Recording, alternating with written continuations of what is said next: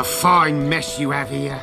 I didn't download The Witcher 2 expecting to lose myself in it. When I purchased the game about a week and a half ago, I anticipated that I'd play through the first few missions and cobble together a video just in time for The Witcher 3 update. And yet here I am, having finished the game and questioning why the hell I never played The Witcher 2 before. The Witcher 2 is far less popular than its successor. By 2014 it sold an estimated 8 million copies. The Witcher 3 has sold 50 million and counting. Despite the many references to the previous game in The Witcher 3, most players remain stubbornly uncurious about The Witcher 2. Personally, I'd always just assumed it was The Witcher 3 but worse. It is true that The Witcher 2 is different to The Witcher 3, but its differences are not necessarily deficiencies. The Witcher 2 is far more intimate than its successor. The game is split into 3 chapters, and in each you explore a small, open world. This isn't a sign of The Witcher 2's simplicity or archaicness. One of its strengths is actually that it allows the player to become familiar with a particular location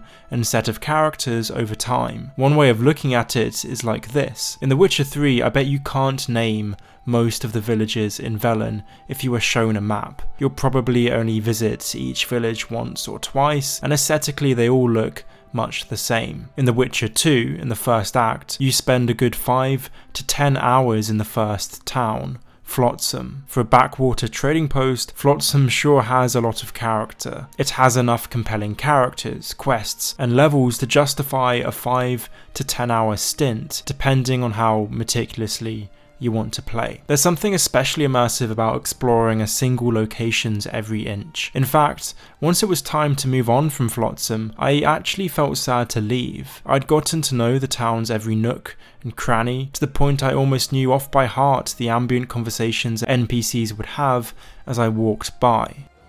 I tell him, I'm taking your pouch, or your pouch and your life. For me, playing The Witcher 2 serves as a reminder that an open world is compelling not because of its size, but because of its vivaciousness. In Flotsam, I found what felt like a living, breathing town. Flotsam isn't very big, but it is certainly dense. The Witcher 3's main story is sprawling. It's so long that an estimated 70% of Steam players have not even completed it. It's not difficult to see why. The Witcher 3 has so many side quests, it's easy to get sidetracked, not least because the side missions are some of the best in the game. The Witcher 2's side quests are less developed, but The Witcher 2 has a more compact and potent main story, and perhaps more importantly, a story as morally ambiguous as you would expect coming from The Witcher 3.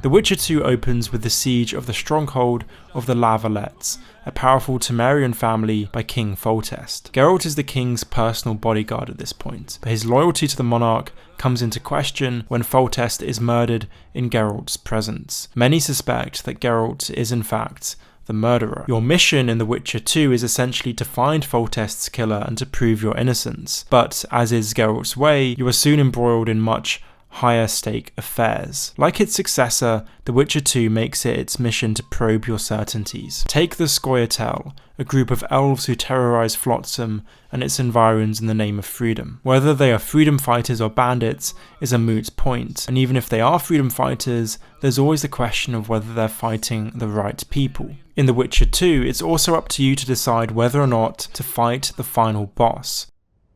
So, ready to lay your cards out on the table?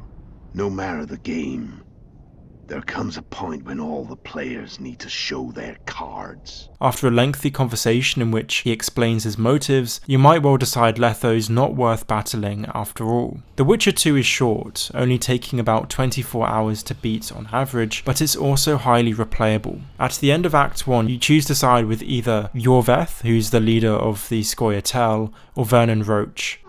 Give me my sword.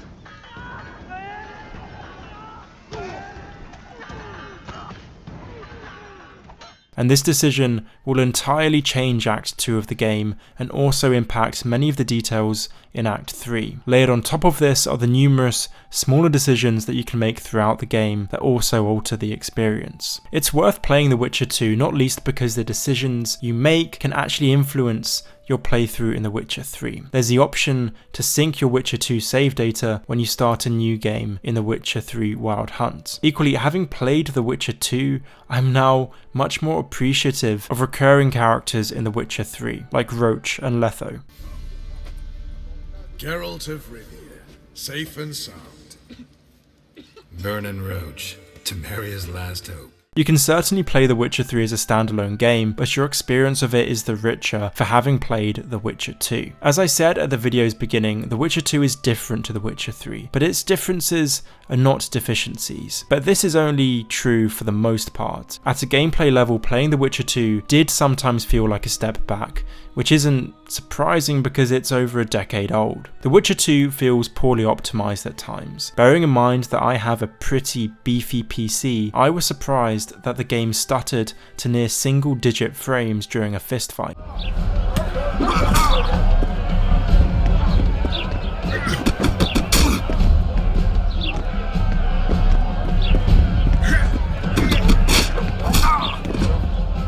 The combat in general is good, but inferior to that of The Witcher 3. It's less smooth, and I found it hard to judge the range of my attacks. Sometimes the camera angles felt a bit off. Animations in general are also more basic than those in The Witcher 3, and the in-game menu is far more confusing. I never thought that The Witcher 3 had a well-designed menu, but playing The Witcher 2 reminded me just how bad in-game menus can get. Also, I noticed that many of the game's voice actors are recycled, although fortunately not to the extent of the Elder Scrolls 4 Oblivion. It was nonetheless jarring on a few occasions to confront a bandit, only to hear Vernon Roach's voice.